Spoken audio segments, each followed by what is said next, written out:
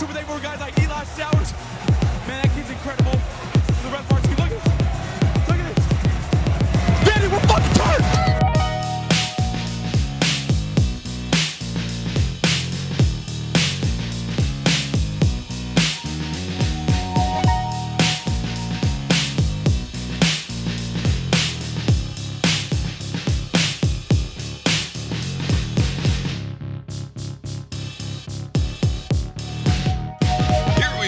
Cast Iron Balls, a podcast about sports, because where else but in the world of sport could you make the chaotic and absurdist, but also delightfully defensible claim that Georgia State should rightfully be considered the best college football team in the country?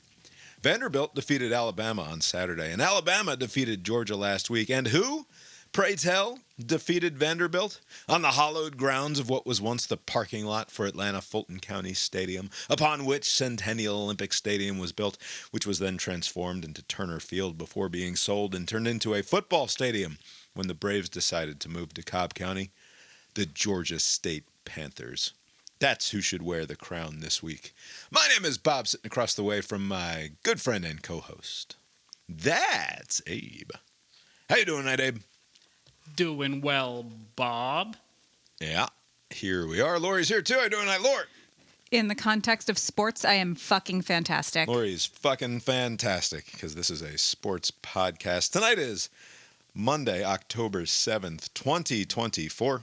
What an incredible weekend on the college football television schedule. And just the product of college football. Spectacular this week. Congrats to Georgia State alum and 3 times a girl dad, Binyam, on his Georgia State Panthers being crowned the CIB Week 6 national champions. I think he and other Georgia State alums took credit for that over the weekend. They're like, if you do the math, good, it makes sense. Yeah, do it. As I said, chaotic and absurdist and entirely defensible in the context of this silly thing that we all enjoy and care so much about, which is college football. That quarterback has now beaten both Alabama teams. He's beaten Auburn. Did you listen to Josh Pate yesterday? Yet. No. Did he go over that? The first 10 minutes of the show are fantastic. So, say his name. Put some respect on his name. Diego Pavia is the man's name. Diego Pavia. He's from Albuquerque.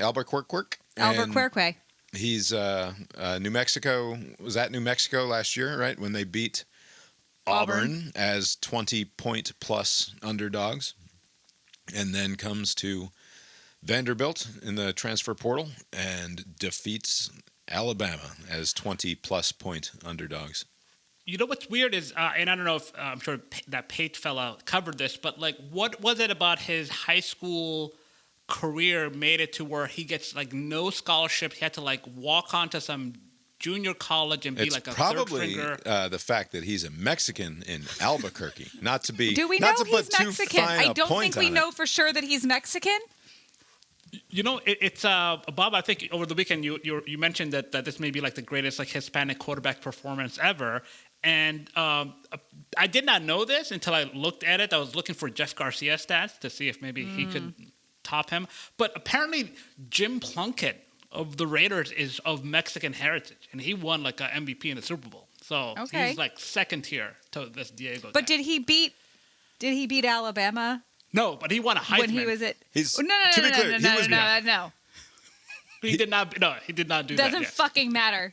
He was born in Albuquerque, New Mexico. So he's not. I was not trying to suggest that he's an actual foreign-born. Can you just say individual. the word Hispanic?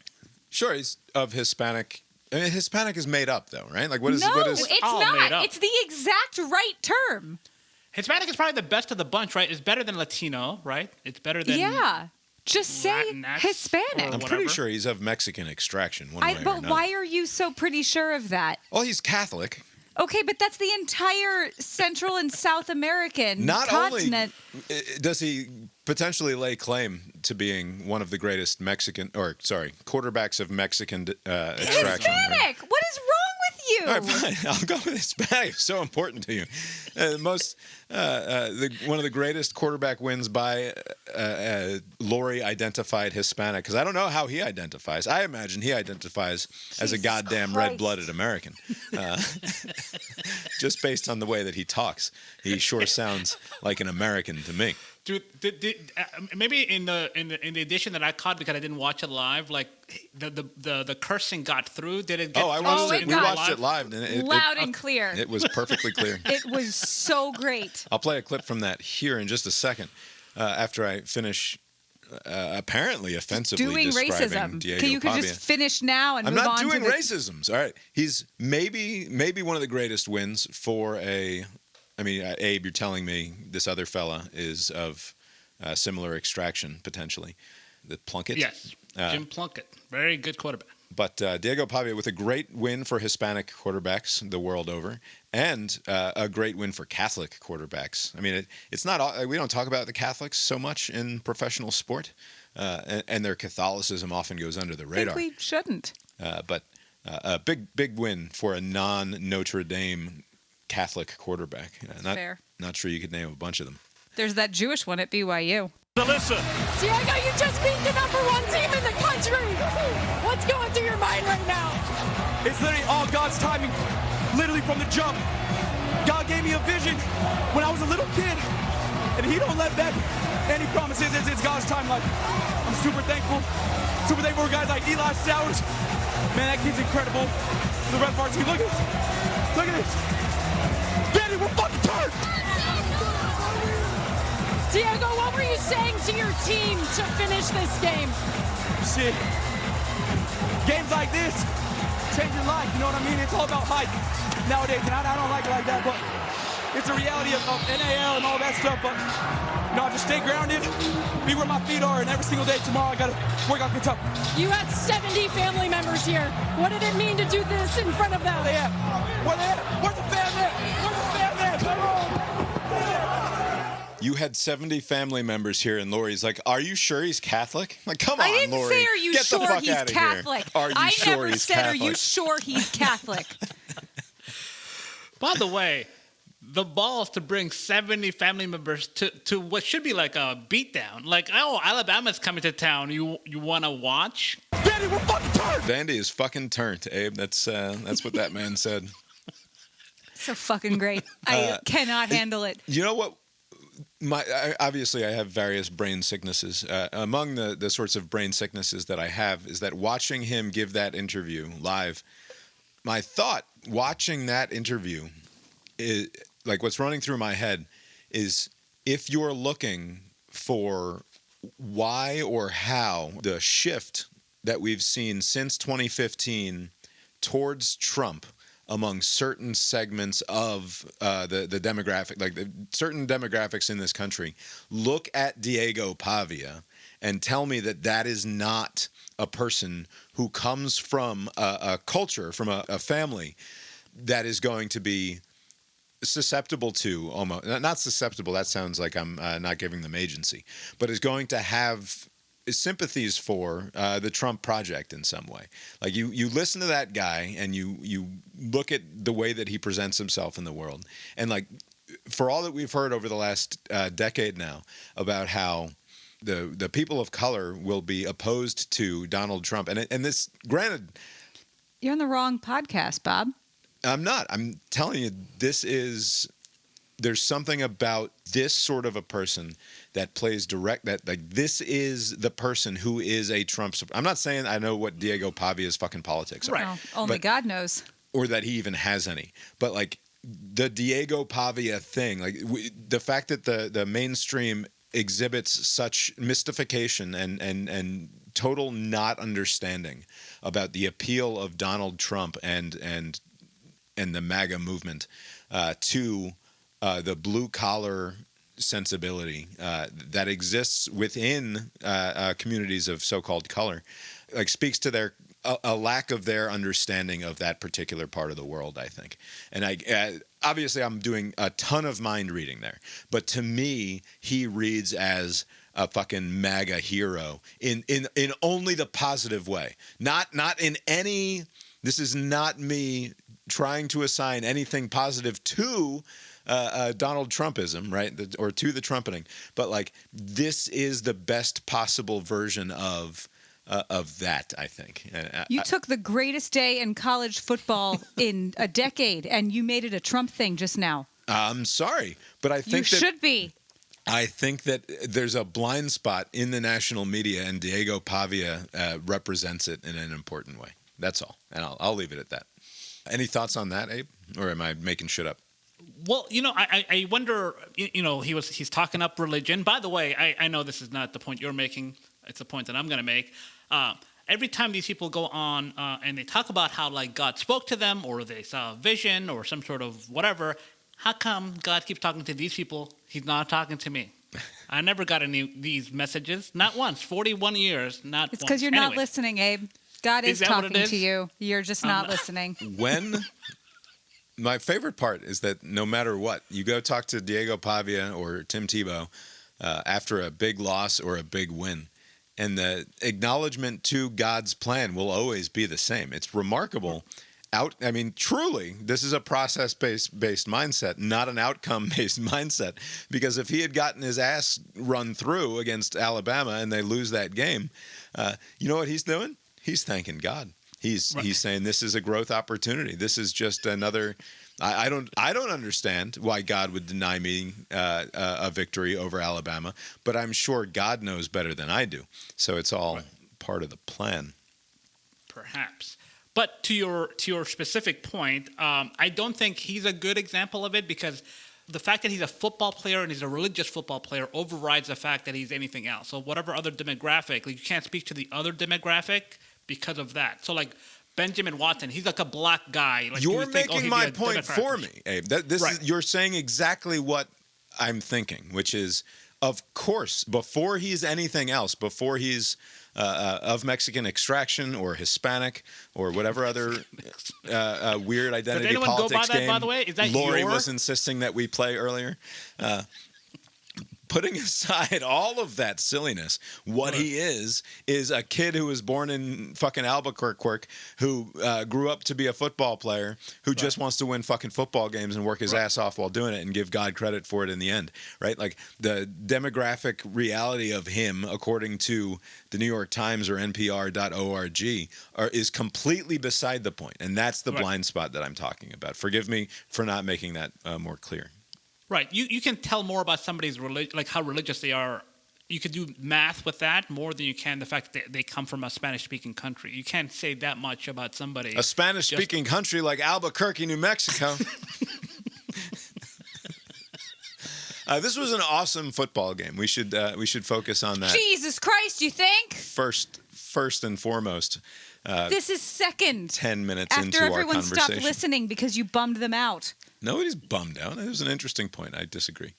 What's remarkable is I did not, full disclosure, watch any of the games live. On Saturday, there was a family function. This was there were multiple family functions, but this clearly was just unpatriotic.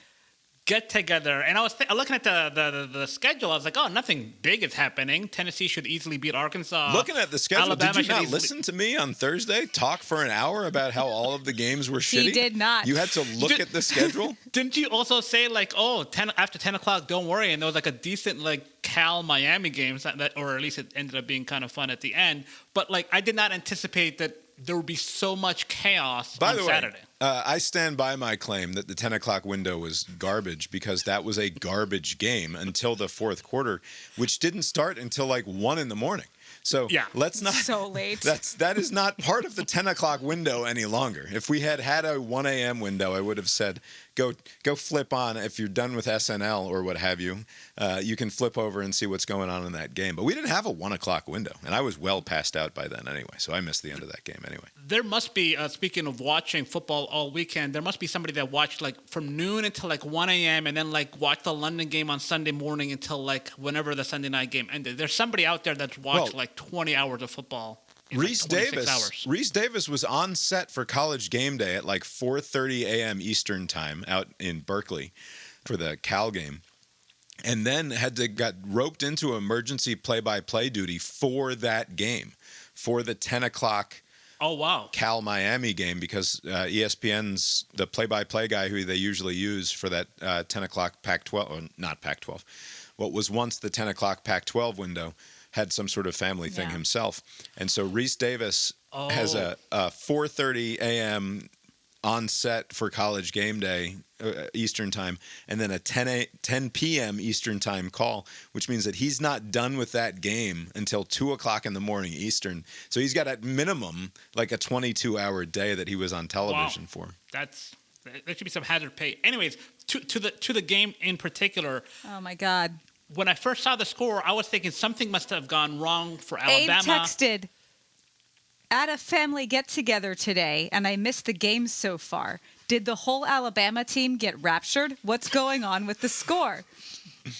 That's the only explanation for it. And then when I watched the game, and I looked at the stats, it's not like some fluky thing. They had the time of possession was like 42 minutes to 18. Like for Vanderbilt, they converted like a bunch of times on third down. Like they were actually better than 12 Alabama. 12 of 18 on third down, including one, and then 1 of 1 on fourth. I will not be able to explain what happened. I don't know how that game happened. I don't know what happened to Alabama. The difference like I said in the text, first I said I don't feel comfortable talking about it until it's over. And I wouldn't like a tweet about it until it was over either. I was like, oh, nobody touch anything. Just let this go. Nobody touch anything. And Vanderbilt scored quickly at first. And we were watching the Georgia game. This was on the bottom right corner of the quad box on the second TV. And it was like, oh, look, whatever. And then there was one fluky play where Jalen Milroe throws a thing and it bounces off a helmet or something. Ball goes up in the air. Vanderbilt catches it and runs it for a touchdown, which ended up being the difference in the game. But any of the is a 5-point game. Sure. You can say any of the plays were the. But if there is one fluky thing that happened, it's that. The rest of it was. But that was early, right? That was the second score, right, and then they missed the extra point too. That's what made it 13-0. Yeah. So this game, you're right to suggest that this was not fluky in terms of like a bunch of weird shit didn't happen. It was just a football game. It was just two physical teams, and Vandy ends up looking like the more physical of the two teams somehow. Like it's just a really well-played football game. Pavia goes 16 of 20 for 252 yards through the air, whereas Milroe, he ends up racking up a bunch of yards, 18 of 24 for 300 yards with a touchdown and one interception. But Pavia outplayed him. I mean, Pavia rushes another 20 times. I mean, he only had a less than 3-yard average for each one, but each one of those fucking mattered. He kept moving the chains on third and short. I mean, Milroe had a pretty decent game. He didn't look as bad as he's looked in some of these other games that Alabama wins. But ultimately, this just came down to Vanderbilt outplaying Alabama, which is Alabama's defense allowing it to happen. Yeah, Alabama's defense getting absolutely shat upon now 6 straight quarters after what Georgia was able to do in the second half last week, and then just getting outworked and outplayed by guys who. I mean, again, you can talk about this in terms of the flattening of the entire college football landscape. Because of NIL, because of the transfer portal, where you have, even if Alabama has a killer recruiting class 3-4 years in a row, if those guys are getting to campus and not playing, and then they're just leaving and going elsewhere, then all of a sudden you're having to replace not just your recruiting class every year, but also the dudes who are transferring out, and you have that much less depth. And now you've got guys at like Indiana, for example, who've come from all over the country. Guys at Illinois who come from all over the country. Which is what I said at the beginning of this year, and you laughed at me. Yeah, I mean, I think it remains the case that there's an absolute top tier of college football that Alabama must still be considered in, along with the likes of Ohio State, Texas, and Georgia, in all likelihood. But maybe what we see moving forward is truly anybody can beat anybody if Vanderbilt can pick off the number one team in the country, right? I mean, it's exactly what it means. It has to be. Right. They were 0-60 in their history in games against top 5 opponents. The first time the Commodores scored more than 40 points against a top 5 opponent. 0-60. before the other night. And they hadn't beaten Alabama since the 70s or something. I mean, in 4 games that Alabama played against Vanderbilt while Saban was there, they scored a total of 13 points. And they scored 13 points in the first quarter against Kalen DeBoer's Alabama. And immediately there are Alabama people calling. It is so crazy. Calling for Kalen DeBoer's head, of course. Already? No. Yes. The next morning. Well, Clearly this isn't the guy. Like, wow.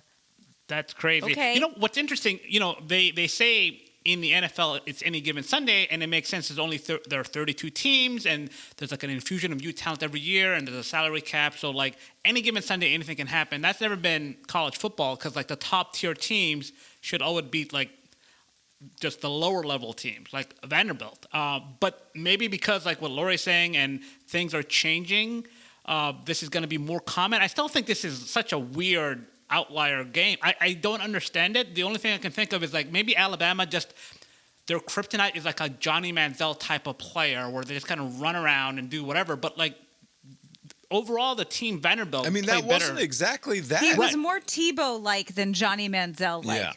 Yeah. Like he's guy who can throw and guy who can run, but not like as shifty. He's not a chaos monster out there. Like it wasn't. Right, it wasn't a mess. It was just. It was just he a was well more put together Tebow football than any game. other quarterback. He would like position himself in such a way to like throw the ball sideways. There was that was that 4th down, that chuck it up touchdown play. Like he was just like I don't know. This guy seems like a very good player. I don't know why he had no scholarships. It still doesn't make any sense. He came out of nowhere. Because but he like was supposed to beat Alabama the year after beating Auburn. That's why. God has a plan. Is he not somewhat undersized on top of it all? Like I don't know his stats. Probably like yeah. somewhat, but Anyway, Vanderbilt, of course, storms the field after winning this game, and it was a toss-up whether or not they were going to have enough fans in the stadium to make it look like a storming of the field. it did. Also, are they doing construction while games are happening? Yes. Yeah, because half that stadium is like shut down. Yeah. But they can't like plan. I mean, they don't play football for like 7 months. They can't like do something. Was where it they do it in the Northwestern off-season? playing in like a high school stadium or something? Yeah, they now? like While built they built a they're playing on like a staging practice area. field or something. Yeah. Like that. Northwestern doesn't even have anywhere to play this year. It happens from time to time. What are you going to do? Yeah. The removal of the goalposts is it's never not funny throw to them me. in the fucking river. Why did they walk them 2 or 3 miles down Broadway in Nashville? Because what do you do once In you order get to the goal? throw it What are you in the supposed to river. do? And it seems to be a Tennessee thing that they did this at This has to Throw Tennessee. them in the fucking river. They threw them in the river. Why the river? Why not find a guy who can do some creative destruction with the goalposts? Well, you find him, you get and him to get them from the river. Make a bunch of fucking Catholic relics out of the goalpost or something. you're not supposed to do that. souvenirs. When an entire stadium wants to rush the field, there's not much you can do, right? It's going to happen, right? But I would imagine that if a handful of them wanted to take property out of the stadium, there are enough people to stop that from happening. Also, right? you say an entire stadium. I mean, it was like 3,500 It was like a people or third of something. the stadium. Because it was pretty well packed with Alabama people, and they weren't rushing the. If they had rushed the field, it would have been a much more dangerous situation. If the Bama people had done so. I know what you're saying here because they not only did they get the goalposts down, it took some doing. It looked to be the work of about 3 or 4 dedicated Vanderbilt students. Well, engineering majors, probably. And to that, weren't there a bunch of injuries back in the day, and they came up with these safety measures where it came down on its own? Yeah, wasn't like there some? Did yeah, they get but rid of that? Vanderbilt Down never things. thought that would happen. Yeah, maybe they're like, oh, it'll Why be would fine. you have that sort of safety measure? Waste. Anyway, so they get them down, and then they get them out of the stadium, and then they get what amounts to a police escort through the streets of downtown Nashville in order to go dump the Patriots. goalposts in the river. And the thought that I had about that was also perhaps out of place, but there is something about people who are doing something that is like absolutely unquestionably against the rules, right? Like you should not be doing this. This is not acceptable behavior. It's antisocial destruction of property Looks for pretty social to me. no reason. But it's something that we put up with as a society, and to some extent even celebrate. And like it gets out of hand in places like Philadelphia and Boston sometimes after sports championships happen, where like city blocks are fucking thoroughly destroyed and like cars are lit on fire and that sort of thing. But when this happens, it's like, oh, isn't that cute? Isn't that fun? Right. But like all it would have taken was whoever's dispatching cops that night, whichever lieutenant is in charge of that shift, to be like, we're not going to have this. Right. Like, what are you talking about? We're not going to allow this to happen. And then all of a sudden, it's an entirely different story. Right. I mean, you'd be the wet blanket then. Like, you basically, this Sounds guy's like a fucking it. asshole. I mean, how many times do you beat Alabama? Come on, None. let them live. None. Yeah.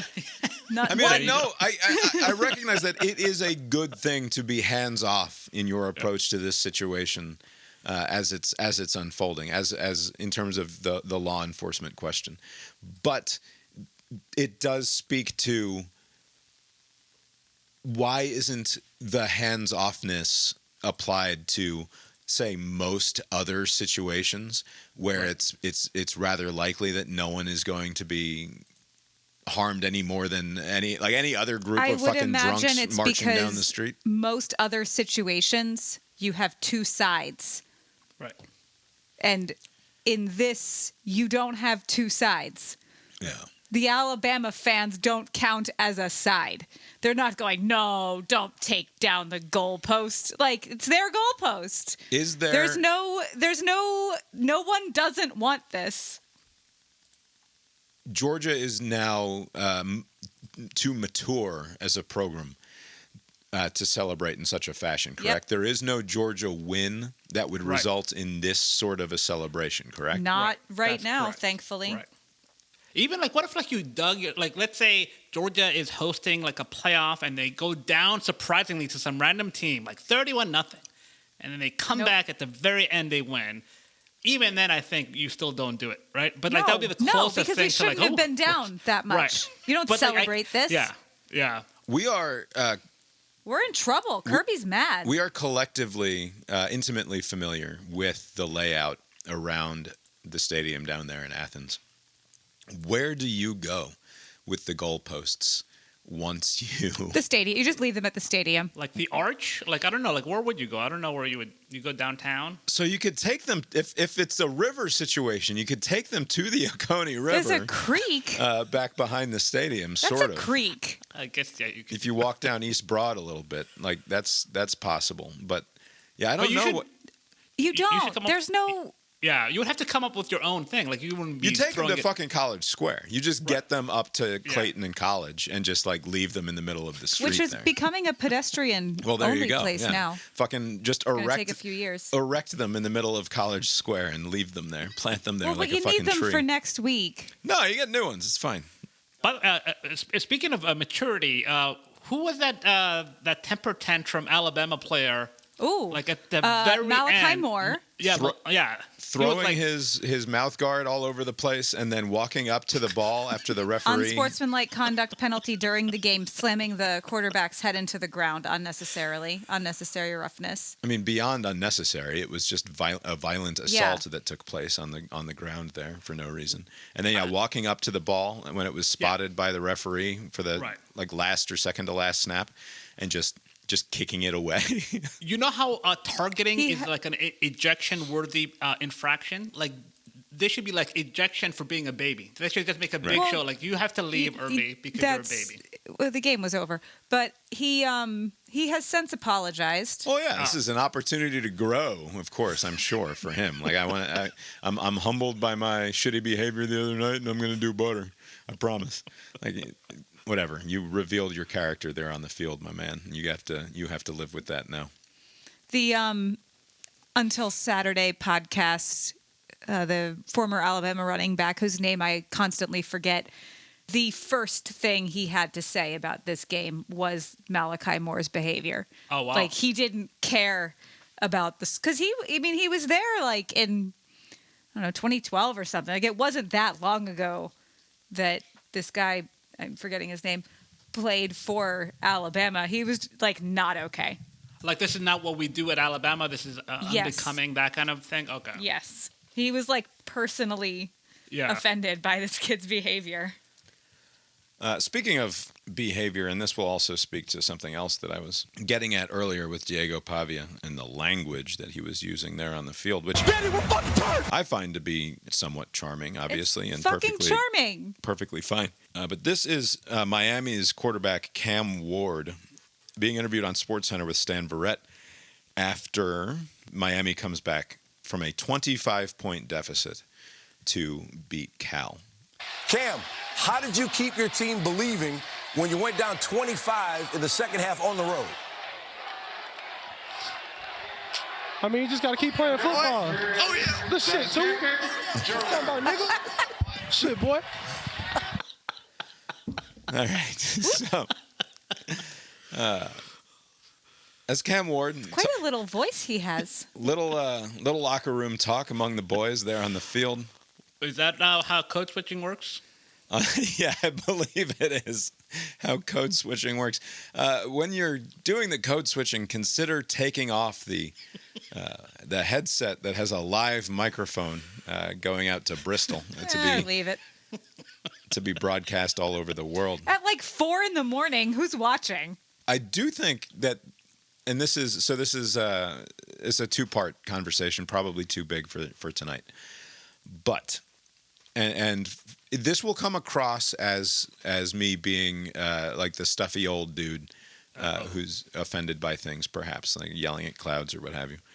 On College Game Day, multiple times this season so far, they've said shit. Like they just say shit on Like when they make a mistake on television at or the shit.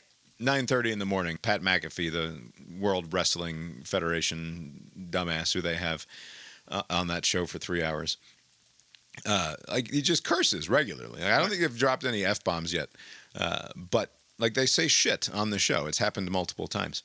And then there's this Diego Pavia in his post-game interview letting loose with the Vandy is fucking turnt, and then also just casually using shit. And then we have Cam Ward here, as I said, like using that word in a way that would not be acceptable for me, for example, but is intensely familiar to, say, the Biffler crew, right? Right. Familially, you might. Both familiarly and familially is the way that that word was being deployed there, which is fine to some extent, I suppose, and people will be, and I'm not talking about hypocrisy or anything along those lines. Like that's not an interesting conversation to me. I think that people should speak the way that they want to speak, largely. However, I do wonder about a certain amount of coarsening in the way that we allow ourselves to be presented in what would have once been considered polite company, right? You say code switching. I would say that Pat McAfee is no longer code switching either when he's on. And Pat McAfee is brought on to College Game Day because he will not code switch in a way that Reese Davis is going to present himself as a professional broadcaster for the most part. And so is Kirk Herbstreit largely going to present himself as a straight man, as somebody who takes all of this very seriously and who is not going to say anything that is going to upset your mother-in-law or something as they're walking through the living room while you're sitting there watching College Game Day. That you wouldn't be remote. You cannot imagine a situation in which you're sitting there with your 10-year-old child or your 12-year-old child, and you're like, wait, what did Kirk Herbstreit just say that I now have to explain to my child? Whereas Pat McAfee is brought onto that show almost explicitly because he is going to, at the very least, skirt that line simply by being himself, by having no interest whatsoever in doing any of the code switching that you would normally expect out of someone who's in a professional setting like that. Right, but to your point, like he is not brought on to be the straight man, right? He's basically like the carnival barker, and he's going to get away with. Lee Corso has been the carnival barker on that show for two generations, and certainly would have never, like, he was a different sort of carnival barker, right? A different sort of roadside attraction. I'm going to jump in here to say that listening back to this morning, it triggered something in my head, reminding me that Lee Corso once did, in fact, get in trouble for getting an F-bomb off in the middle of College Game Day. Here's that real quick. Pick against SMU. Look at them over there. Red, white, and blue. USA. Fuck it.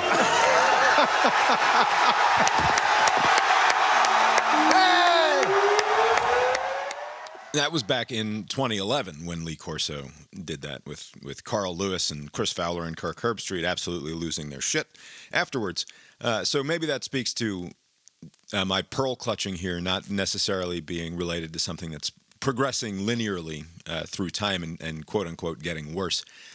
And one thing that I didn't say in this conversation that I meant to include when I was thinking about it beforehand was it seems like, and maybe 2011 doesn't go back far enough, right? So maybe it does in fact start a little bit earlier. Also, for what it's worth, that was a big deal when Lee Corso accidentally said the F word on television, and like everyone was obviously greatly amused by it, but also it was a great big deal, and they had to reshoot it so that they could use it in future airings of the television program.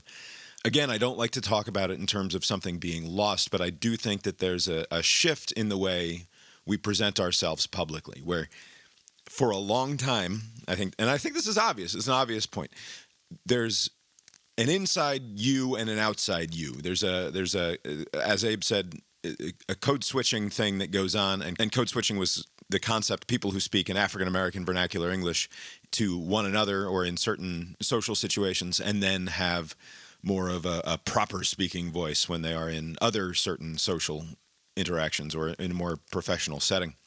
And that's obviously certainly a thing that is different than what I'm talking about, but relates. It's just that there's a way that we comport ourselves publicly and a way that we comport ourselves privately. And as we're about to get into in this conversation, perhaps the rise of social media, the rise of everyone being their own personal broadcasting service has led to or is facilitating a change in, or is hastening destruction, a tearing down of the walls between public and private, where we don't find the need to make that sort of distinction anymore, in a way that I think might be kind of bad. Where this goes back a lot to my old argument about how hypocrisy is a good thing, that to some extent we have to believe things that we don't actually live up to ourselves, and like putting up these fronts, pretending to be something that we're not, simply for the public perception of things, can actually be good. It's part of what makes the whole fucking thing work. It's what makes society function to some extent. And having a space for, like, obviously I cannot stop cursing a blue streak on my own podcast, but I'm sitting here in a dark basement by myself talking to my best friend and my wife.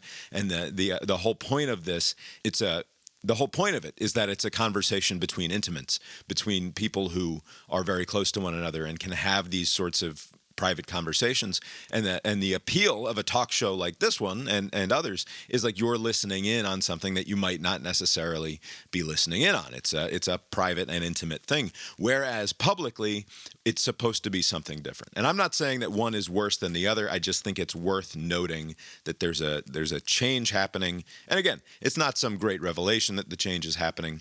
It just seems like there's been more and more examples of this sort of thing happening, whether it's the Diego Pavia post-game interview, various coaches' interviews where curse words are being dropped, Cam Ward's very familiar interaction with his teammate there being captured live to go out, and then also some of the other stuff that we talk about in a few minutes about social media and leadership questions. Anyway, I'll get back to what we were saying earlier. I just thought because I was reminded of Lee Corso actually dropping an F-bomb on College Game Day, which I certainly didn't see live, but saw clips of on the internet afterwards.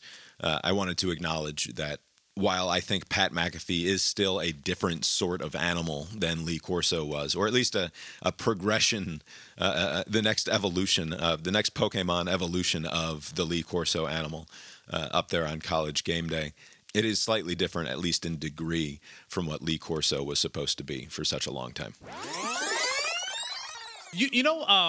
More broadly than just sports, like I was watching CBS Mornings, and this is like a show that's on from 7 a.m. to 9 a.m., right, in the morning.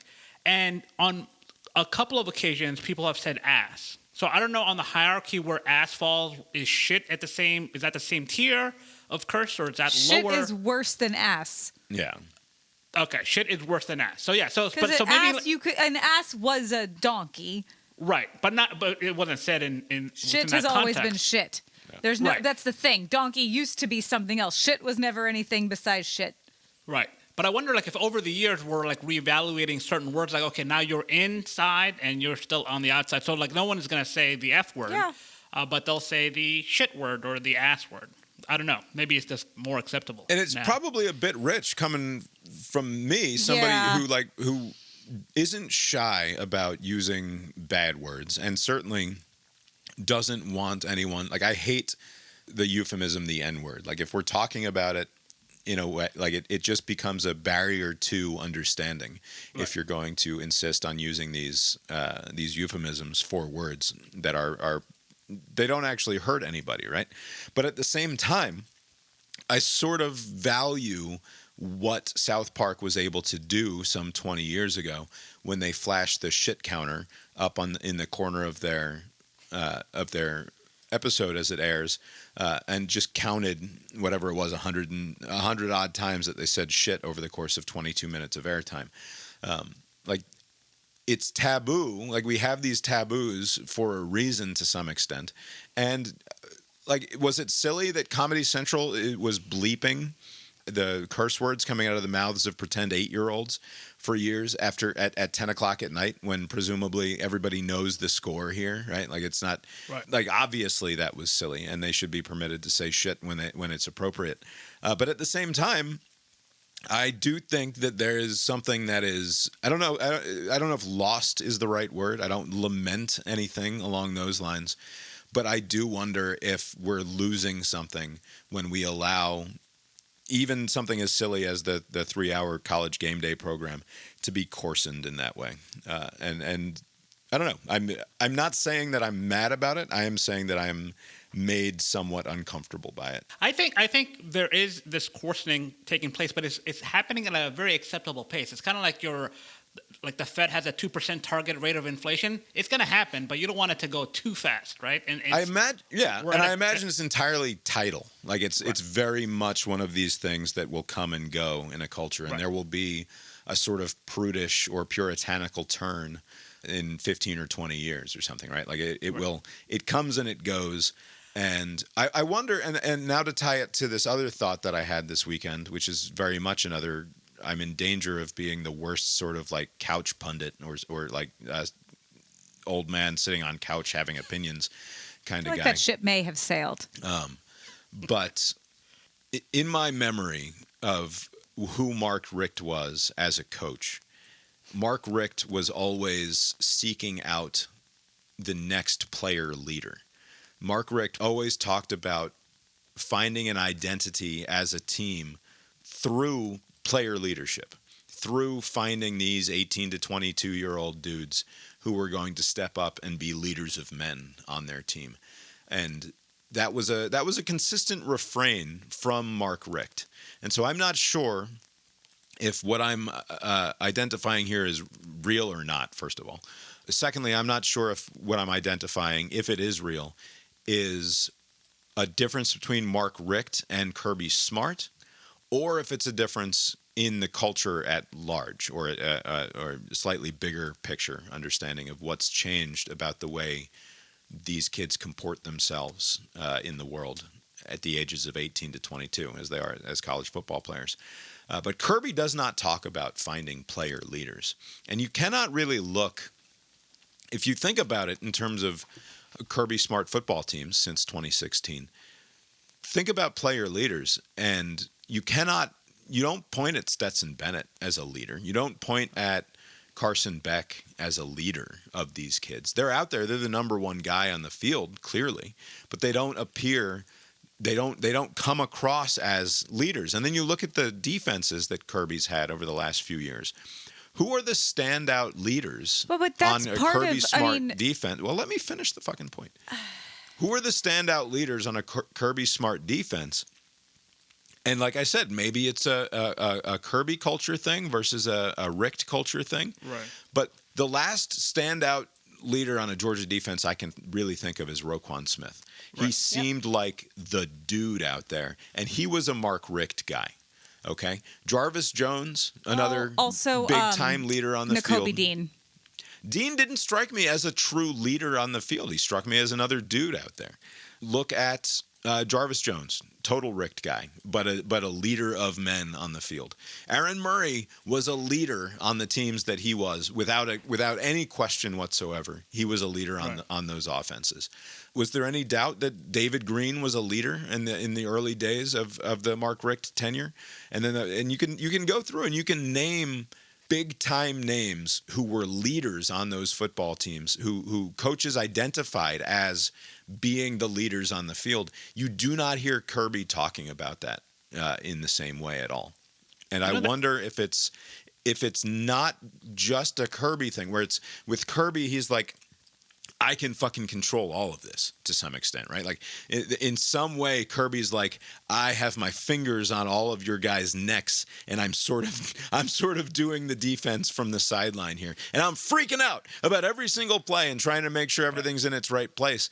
And like who out there is going to be the Kirby? And it's like, no, nobody, because Kirby's the only Kirby, and he doesn't delegate in the way that a Mark Richt would have delegated. And I wonder, and just to finish the point before I let you guys go, is if it's a broader cultural question, how much of it has to do with how these guys present themselves to the world and the way that they're all on social media? So how can you have a leader among 11 dudes who do not think of themselves as being subject to any sort of leadership from guys who also have 100,000 Instagram followers or however many Snapchat pals they have, right? Like how much of it is the influence of being your own personal media brand at all times? And that scales, right? That scales from the kids who are just in high school who are relatively normal, who have their own cultivated audiences of 200 or 300 people, all the way on up to these guys who have name, image, and likeness deals, who have tens of thousands or hundreds of thousands of followers. And I wonder if that has something to do with it as well. That like we're simply not building teams in any sort of hierarchical fashion from within anymore because of the way that the culture has changed and become more very proudly individualistic. Thoughts? Oh, I Lots didn't know of you were done. Your sentences never end is the thing. There's like no natural break point. Like I think this is the end, but No, there are tons of natural points where it could end. It just doesn't.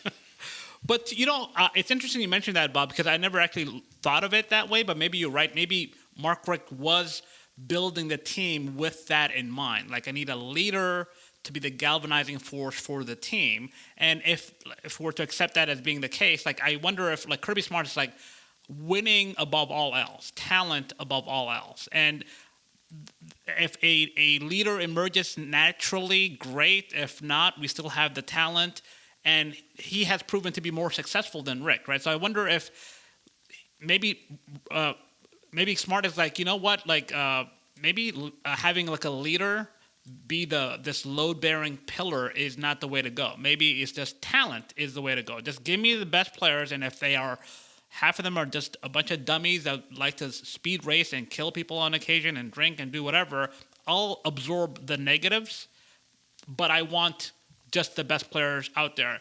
As far as whether or not this is, speaks to some sort of larger cultural trend, would this not be the case everywhere then? Like, because this NIL issue and followers online exist elsewhere. So maybe there's a Mark Richt type coach out there who still values this leader in the team. And so, like, if that were true, what you're saying, this trend, then there should be no, like, leaders anywhere. But there are in other programs. I don't follow any other team nearly that closely. Right. But Matthew Sluka, the quarterback and supposed leader of undefeated football team at UNLV, decides that in the best interests of his future, for his financial benefit, he's no longer going to lead that team, right? You can point to a million examples along those lines, but like when Nick Saban leaves, is Nick Saban leaving just because he's had enough? Or is he leaving because the game has changed in a way that he doesn't... Well, he said it was because the game has changed. Right. He's leaving because the game has changed in a way that he doesn't think that whatever it was that he had been doing for 15 years at Alabama was going to be as successful moving forward. It's an entirely different sort of thing now.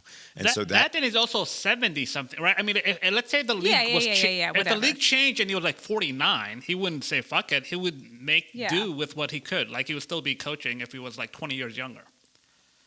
The thing with Kirby Smart teams and the thing that's weird about them, from what I've seen, is that he seems to have brainwashed all of them to be this like mass. Like there is no leader. Like you're right. It's because he's the leader. I'm Kirby Smart. I'm the leader. But the skull sessions that they do, and like we are brothers and we are one, and it's reinforced by the fact that the complaint that people have about this Georgia team and others is that like there's no superstar.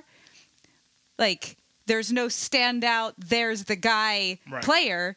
Like even the 2019 defense, I think, was the no name defense. Or no, that was the 2021. Because they were all a bunch of 2 and 3 and 4 star, no big deal guys. But as a group, they were more than the sum of their parts. And that seems to be the mission statement of Kirby Smart's teams, is that like there is no superstar. Next man up is part of that, where like if you lose your superstar, you're fucked. But if you don't have a superstar and you just have another guy you can plug right in, and they all have the same mentality and they all have each other's backs, blah, blah, blah, then it makes sense that there's no leader. Sure, I think it makes sense. I think also perhaps then what I'm saying is that Kirby is the man for the moment, and that proof is in the pudding on the field since 2020 or so, right? Like if it is the case that Kirby is trying to build a program that doesn't rely upon on-field or student leaders to lead the team, then he's the right man for a moment that does not produce a culture that does not produce people who are willing to put up with a hierarchical leadership structure among equals, more or less, right? From teammate to teammate. And it's a weird sort of bifurcation of the two things, because even as we say it's next man up and everybody is just here to fight for the guy next to them, at the same time it is this highly individualized shift in the culture to where we prize more than ever the voice of the lone individual, and saying that no one stands out, or everyone sort of stands out in their own snowflakey kind of way. Now, are you bringing this up because this lack of leadership in the locker room is impacting the play on the field, or because the team showed resilience after going down to Alabama? I mean, that was a team effort to come back from what they were in, and I guess the Auburn game they could have won by a lot more. They didn't, but maybe there was like some sort of hangover. I mean, Alabama didn't do too well either the week after that big clash. So, are you saying that because of the lack of leader, Georgia is underperforming this year? Is that the argument? No, I don't think that I'm talking necessarily about the product on the field suffering. But the off the field stuff is definitely a thing. Like if you had somebody in charge, they wouldn't have all gotten this many traffic tickets.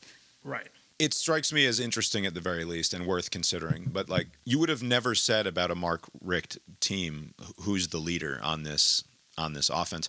And because Kirby is always talking about finding an identity, right? Like he's constantly talking about figuring out who we are as a team and finding that identity. And it never relates to finding a dude who you're going to hang the defense or the offense on, right? Like it has nothing to do with that whatsoever. He's just talking about composure and physicality and chopping wood, right, and doing the work. He's not talking about finding a leader, whereas Richt would have always talked about finding a leader. And I'm not saying that it is inherently worse or better one way or the other. I just think that there's something, in all likelihood, it's a combination of Kirby as sort of ultimate micromanager of all of the football details on the field, aligned with, in a neutral sort of way, the sort of person that we are cultivating as a culture, and how much that has to do with social media and the phones in our pockets and COVID. We're dealing with like the high school players the college players right now are like COVID kids. Yeah. Like this is bad. Yeah, I don't know. That said, the play on the field on Saturday was fine. Georgia beat Auburn, and it was fine. It looked really good at the start. The offense sort of marched down the field and scored 7 quick, but then an hour later, and by the way, the first half flew by. Until it didn't. Until it rather, yeah. There were 2 minutes left in the half, and felt like it took like 45 minutes to go through. I think it did. 28 minutes of football, and then another 45 minutes to go through 2 minutes of football.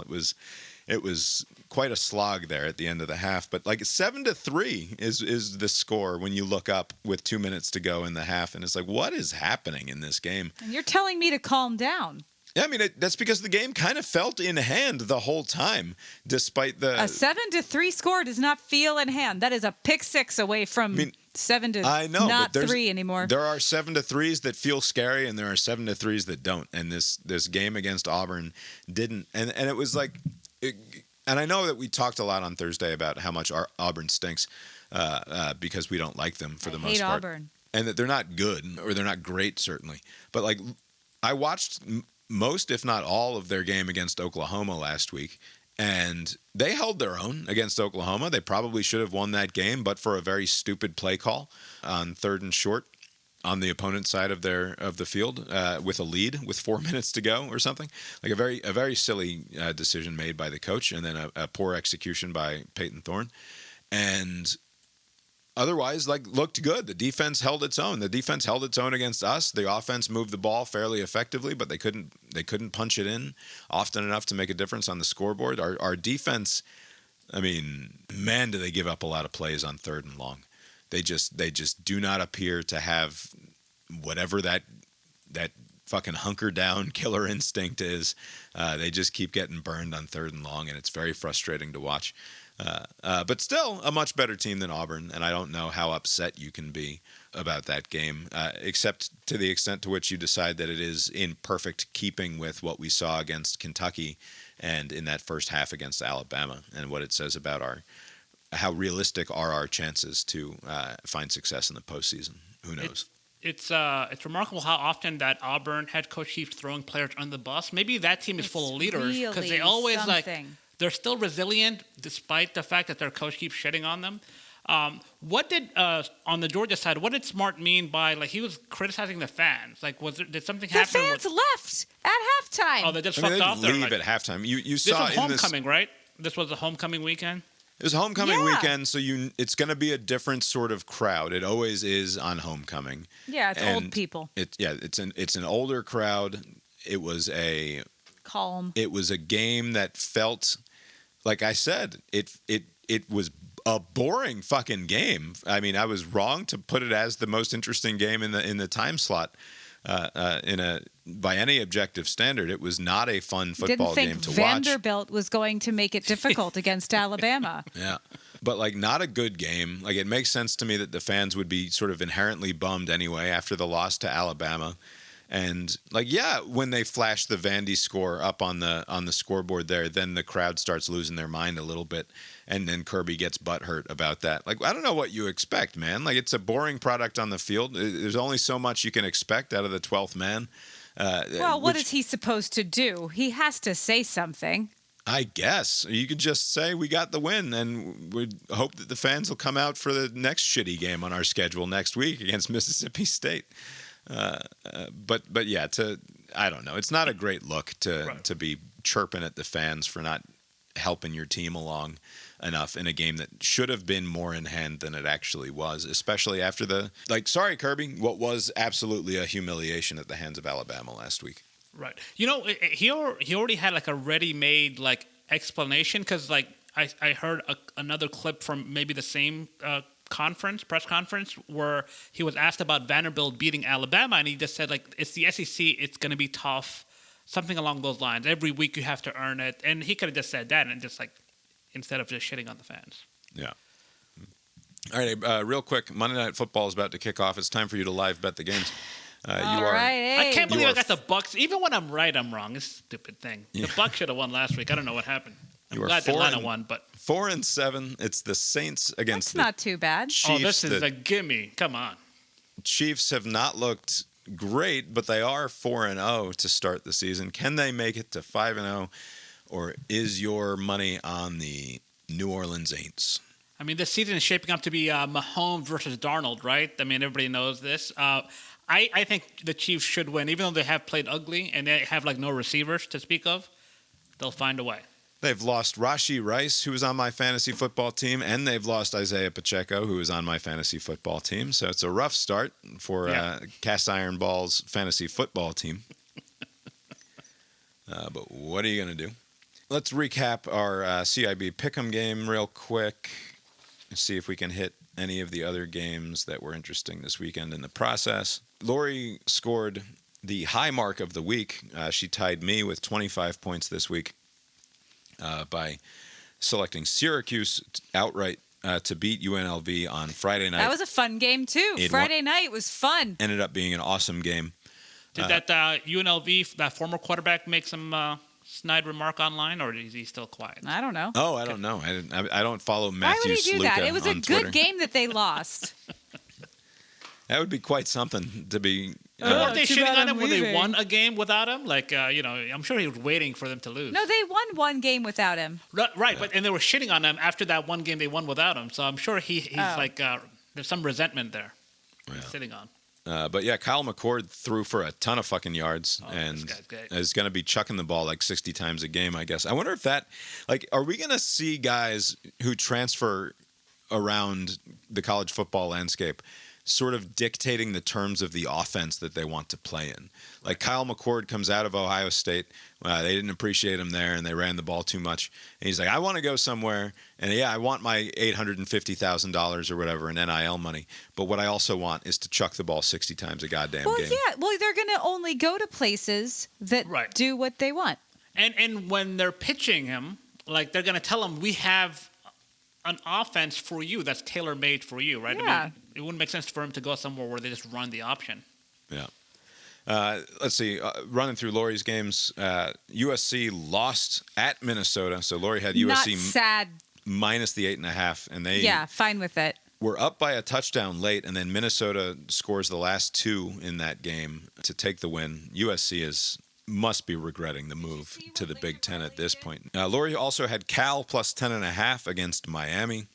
Yeah, I did. Miami survives in consecutive weeks on essentially because, I mean, yes, Cam Ward played hero ball and brought his team back after, by the way, throwing just an all-time boner of an interception where the defender didn't even have to move. Like the ball just came to him. He's running out of bounds to the right side of the field, and then he throws it clear 40 yards across his body. Not like it's they're always saying don't throw it across your body, and that's usually just like, oh, the receiver was trailing 2 or 3 yards behind me as I laterally running out of bounds. Don't throw across your body. No, this is fucking 40 yards clear to the other side of the field. And he just sort of floats it up there like a fucking punt. Like it looks like something I would have punted is how far this ball went. And it just right into the waiting arms of the defender. Just a terrible play that he ultimately redeems himself by playing hero ball and winning the game in the last moment. Miami only survives this arguably because of a missed targeting call that they reviewed. Did you see this targeting call? I saw that, yeah. I've not seen it. I was surprised that they sleeping. did not. I mean, what did they conclude? That it was like it hit the shoulder? Or they didn't even say anything. They just said like the ruling in the field stands or something? I don't know. Yeah, because they went to review, of course, and I will pull up the video here. I mean, the old thing that you used to hear in the NFL before this was even a thing in college, I think, was that he's turning himself into a missile, right? And like launching with the launch of the body and using the helmet as the crown of the helmet as a weapon. Yeah, that looks like that's why they made the rule. He gets a lot of shoulder. Holy shit. Like he gets a lot of shoulder too. I wonder if that's what got them to not call it. He gets some shoulder, but that is That is a person who coils himself and then That's like launches why they made the rule. into the helmet of the other guy, leading with his helmet. He sort of incidentally hits some shoulder along the way. But that's textbook targeting. This is 2 games in a row with weird calls that go Miami's way. Yeah. That Hail Mary at the end of the Virginia Tech game also, they benefited from an overturn there. I have no faith whatsoever in this Miami team to do anything, but they keep surviving and advancing, as they say. So good for them, I guess. And then Lori had UNC beating Pittsburgh. That didn't happen. And then she did have Florida, who won easily over the University of Central Florida. Now this is weeks in a row now where UCF sort of gets owned out there. So we can stop thinking that UCF is going to do anything good. So Florida's coach is going to make it the whole year at this point? Oh, I don't know about that. I mean, I don't see how else he gets fired at this point unless... But yeah, the problem is it would have been... Like now, if they had lost, they would. But now, This would have been the right game. It was like a foregone conclusion for But now, I mean, hey, maybe he's turning the ship around. Cousin Steve had a tough week. He only gets 1 right. He had the Vikings minus 2.5 over the Jets, and that game looked well in hand throughout. It was a 9:00 game on Sunday morning, and the Vikings appeared to be in control. Aaron Rodgers looked like a fucking mess out there, throwing bad picks. Awful. Is it because he's in London, or is he just old? What's going on? Like he looked awful. It is pleasing to my eye, though, to watch Aaron Rodgers suck ass for the Jets. I will admit that much. The Vikings hold on. I think they ended up winning by a touchdown. But that's the only game that Steve gets points for this week. Tough outing for Steve, just 5 points.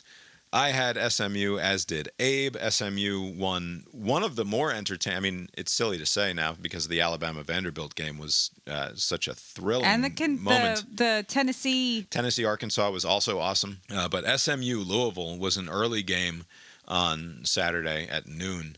That was a back-and-forth affair that was very exciting to watch. Yeah, I was watching that in the car. And then...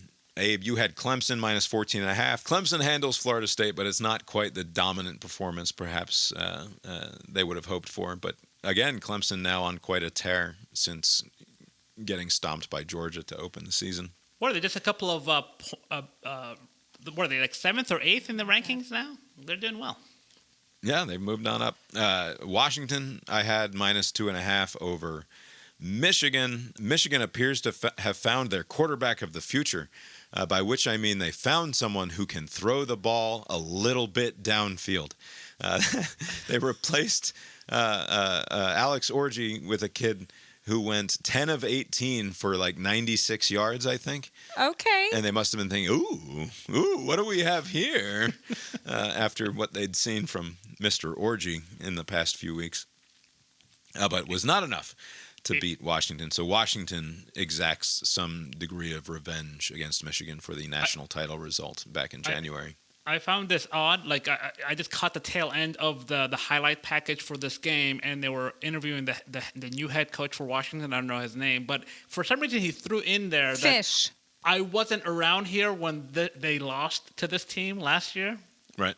What's that about? In other words, would have been a different result if I'd been around instead of you had that bum Kalen DeBoer, who I'll have you know, not looking good for him over in Alabama. This game hasn't happened yet, but in my head, he's about to lose to Vandy. So that was the energy he gave off. Like I wasn't here when they lost. Like, all right, buddy. Abe, you had Auburn plus the 22. That one turns green for you. What would have happened? Because there was a touchdown opportunity that turned into a field goal. Like, it could have been 35-13. So, like, I would get 0 points if it's a push. Yeah. I think push is a 0. Yeah. And that's just the nature of the game, Abe. Get in there while the hook is still in there, and you won't have those sorts of problems. And I would have been screwed if they did. I was expecting a touchdown because it was 24.5, and I waited until it was 22. I would have been screwed. Didn't I say? I think I said, don't be surprised if it's a 24-10 game. I think at some point in that podcast, you were like, don't be surprised if it's like a 33-13 or 31-13 or something like that. Yeah, something like that. I'd have to check the tape, but I think if you didn't quite hit the nail on the head, you were very close to calling the score for this game directly outright. Unless they're compelled to keep pace, they have a constipated offense. I'm assuming they're going to like you described, 24-10, 31-13, some goofy score like that. Of note, final score, Georgia 31, Auburn 13. He did nail it exactly. You had BC against Virginia, as did Cousin Steve.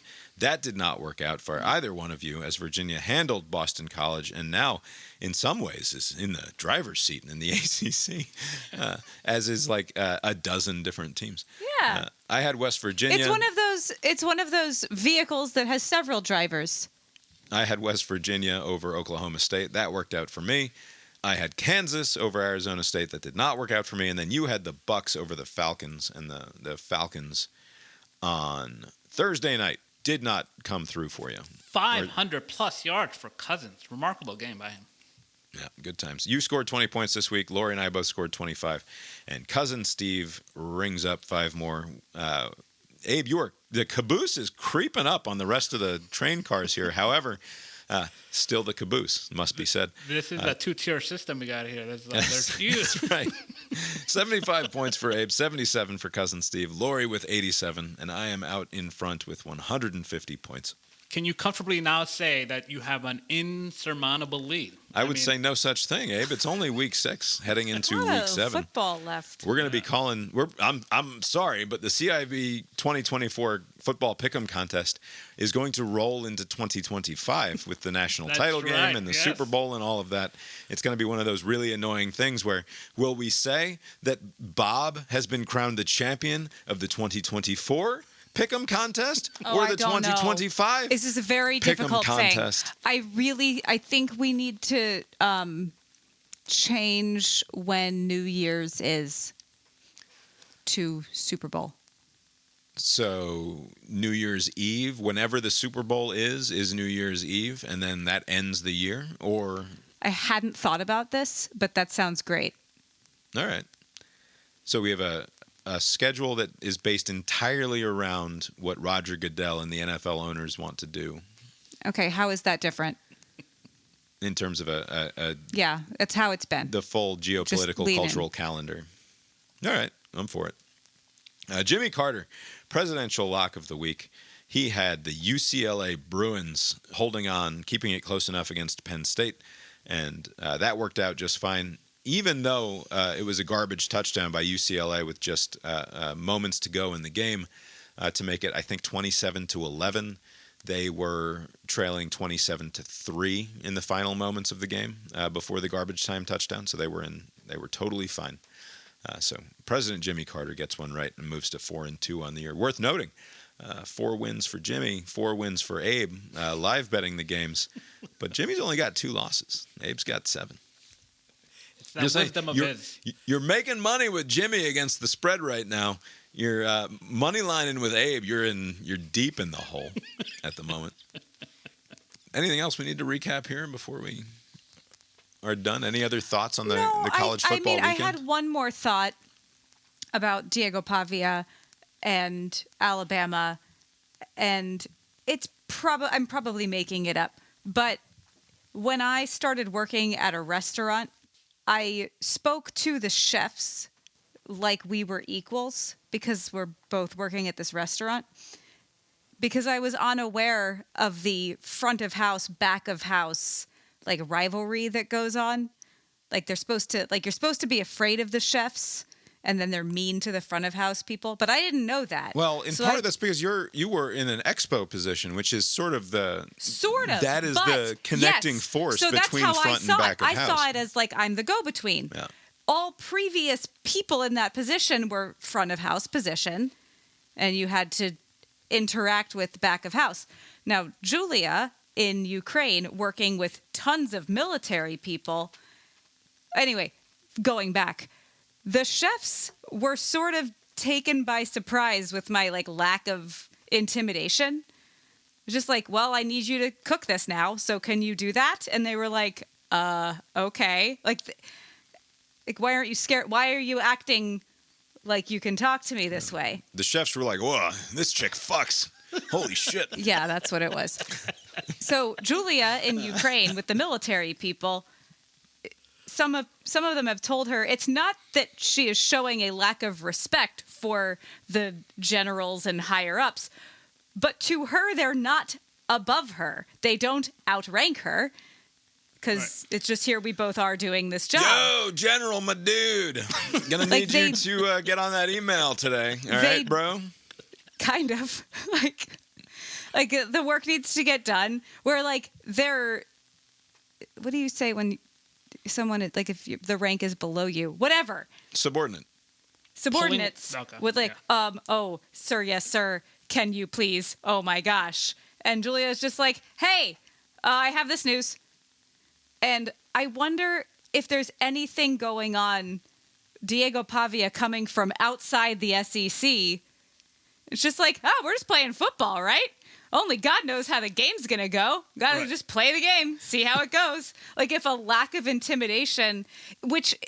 Are you suggesting that he's too stupid to know that he's supposed to be scared? No, I'm suggesting that the thing that is preventing Georgia from beating Alabama... this whole hour with me being accused of various racisms, and here is Lori saying Diego, go is too stupid.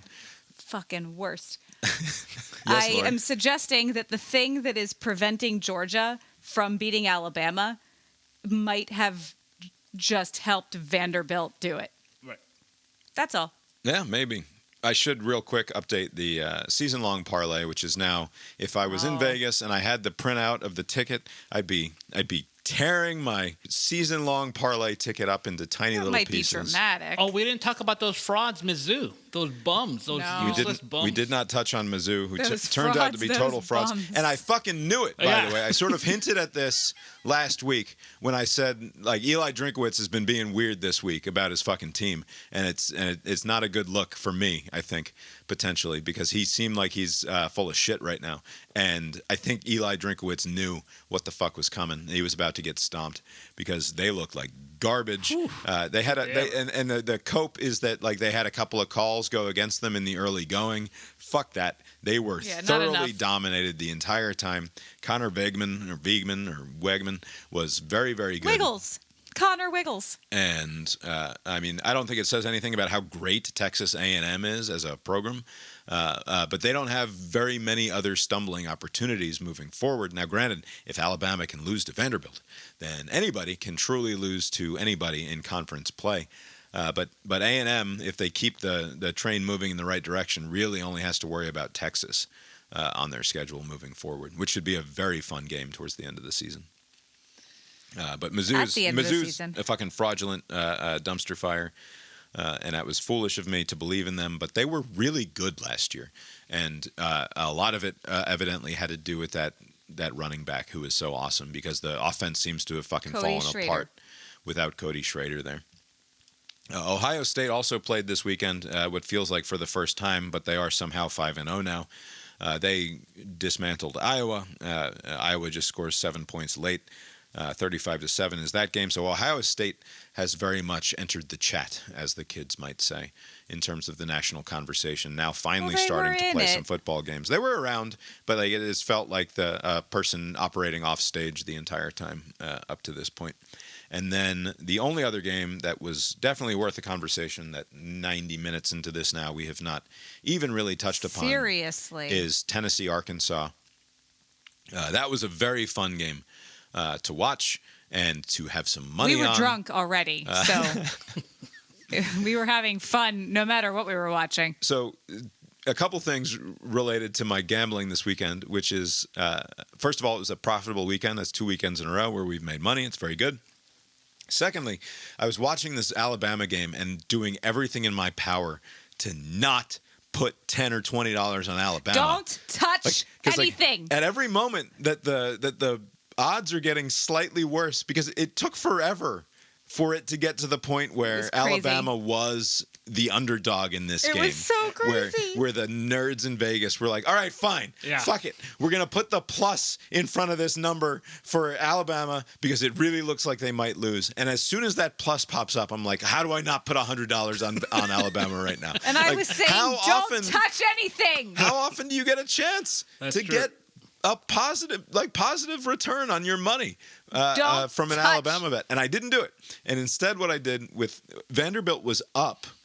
It wasn't even that close at that point. Like they were up at least 1 or 2 scores, and they were only like plus 150 to win the game. Like they were still the underdog in the game, even though they had been fairly dominant. And again, it sounds crazy to say, they sort of controlled that game. Yeah, it was Abe. I'm so sad that you didn't experience this because I'm trying to think of something that it was like, sort of like a very good version of the Capitol January 6th thing.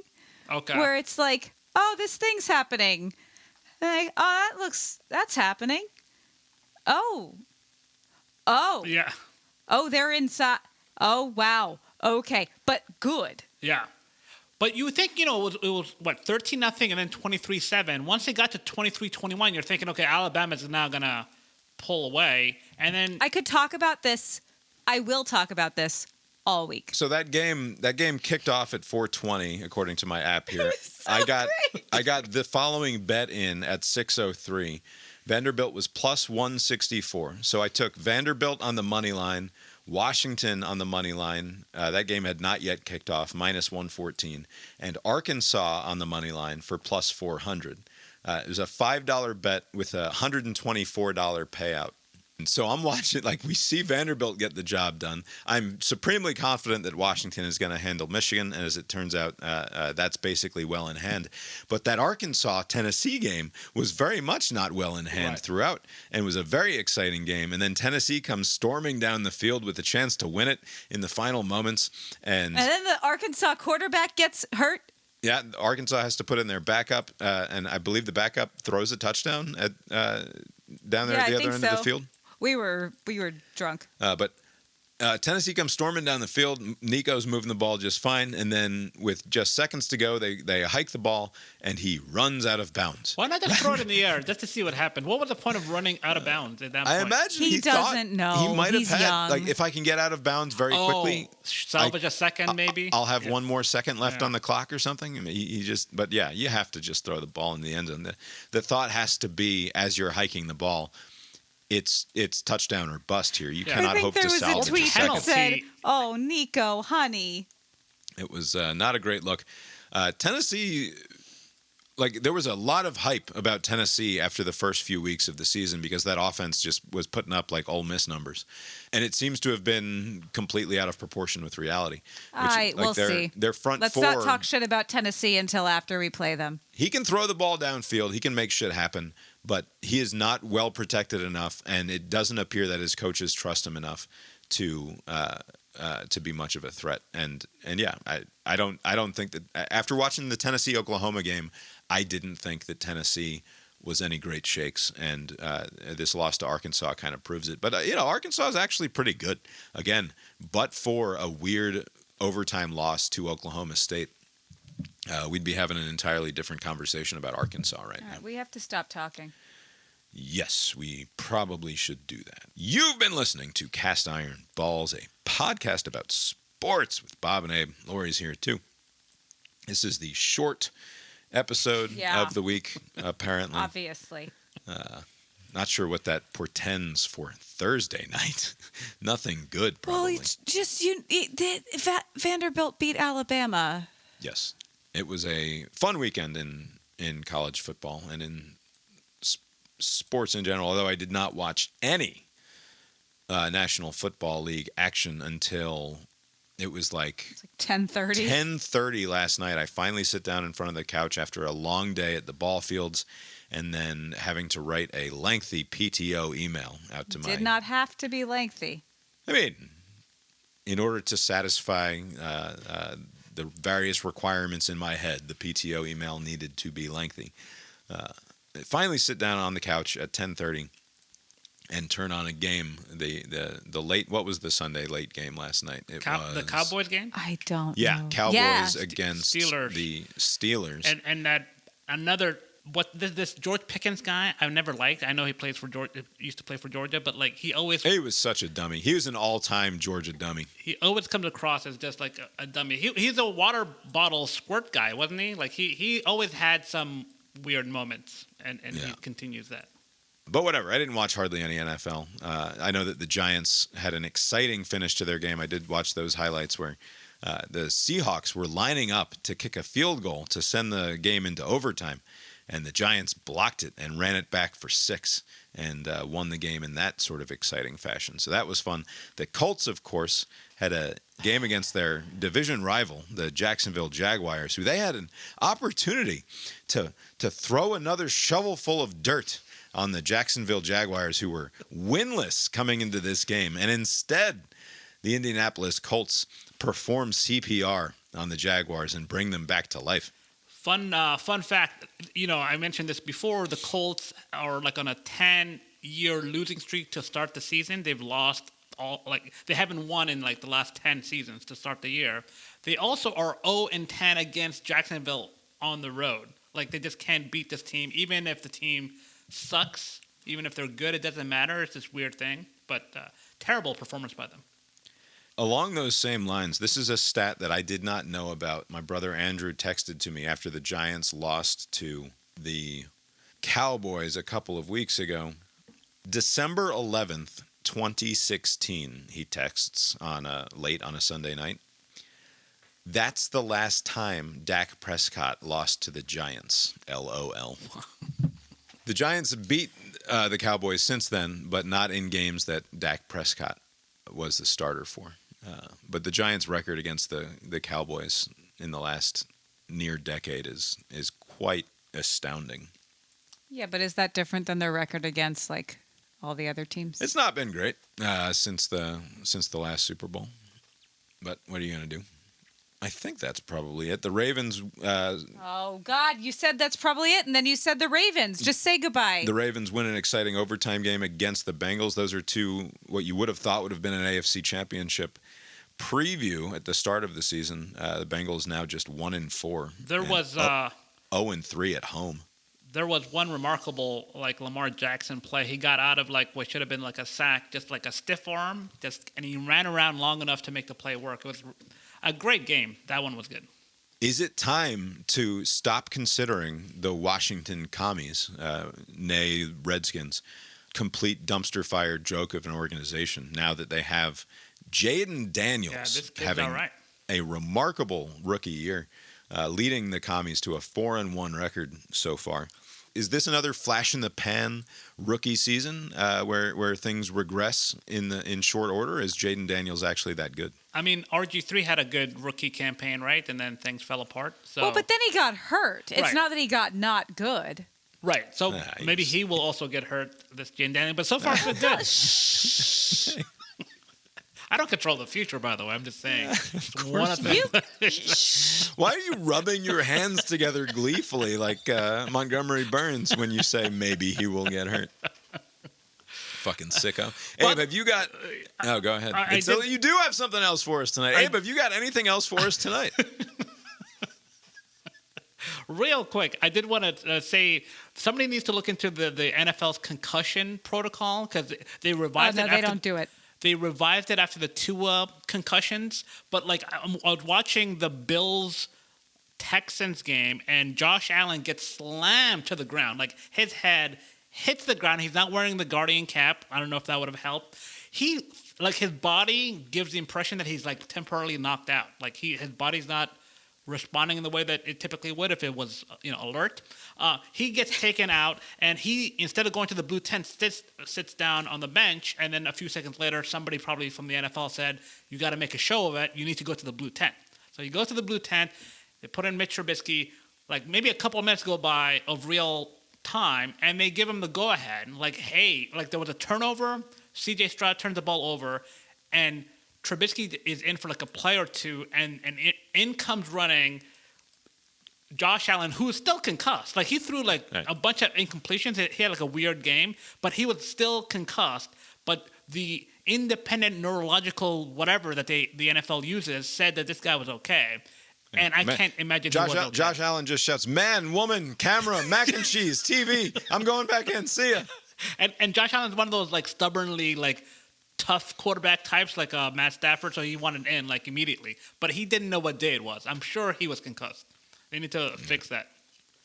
All right, Abe. Now that Have Abe do the concussion protocol. Now that you've indulged, talked more than your fucking fair share, have you got anything else for us tonight? Nope.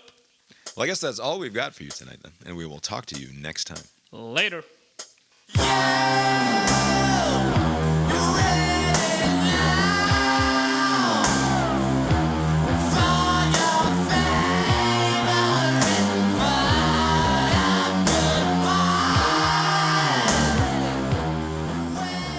I'm going to be even more offensive since this isn't going in the show. Yeah. Is the what's the heritage, the ethnic heritage of the person who died? I mean, like you mean beyond the Somalian? This is a Somalian woman that your brother's married to? Yeah. My brother's. He's the one that's married to a Somalian. He's done like the parents are like, okay, we got our Somalian wife thing. Everybody else did something else. When did the Somalian wife's family come over? I think they've been here longer than we have. Because ultimately, what it comes down to for me is a calculation of life expectancy. And, I see. You're doing the math. I see. Years gained versus years not gained. And if this is a Somalian person who came over, fucking 70, like they are not first generation, like they are born American, then that's one thing. Then it's like arguably tragic. If this is a person who escaped Mogadishu in the 1990s or something, fucking. It's all been bonus since then. That is I'm true. sorry. The person. I don't know their previous history, but they're like if they're 60 something, they must be. This is the sort of speech I would give at their funeral, which is why I would not be invited to MC the funeral. I don't think they call it MC. I think they would if they asked me to do it. By the way, this is also not going on the. You don't get to choose that. That's right. I only get to make me look good, not you. But I had to. I quickly deleted the search on YouTube, but I was like, how does the Muslim funeral thing go? Because it's been a while. No, they don't have a real thing, do they? Like the funeral, basically they just do like a prayer thing at the mosque, and then they take you straight to the funeral. I mean, there's a lot of parading through the streets and firing guns in the air based on gunfire. No, it's one of the religions that doesn't deal with death. It's just like, oh. Yeah, it's very quick. Basically, it's like it's very within minimal. 48 hours. Yeah, and there's like no real coffin. It's just like a white sheet. Very like minimalistic. It's like, all right, off you go. You know that you've had it pretty good in terms of personal tragedy escaping you when you have to Google death traditions of like the people who are your own religion. Though you are not you're not a co-religionist, but effectively you're co-religionists in terms of your cultural background, right? So right, yeah. Basically, whenever somebody dies, I got to do the oh yeah, it's very important. No, and then I just fuck off. But.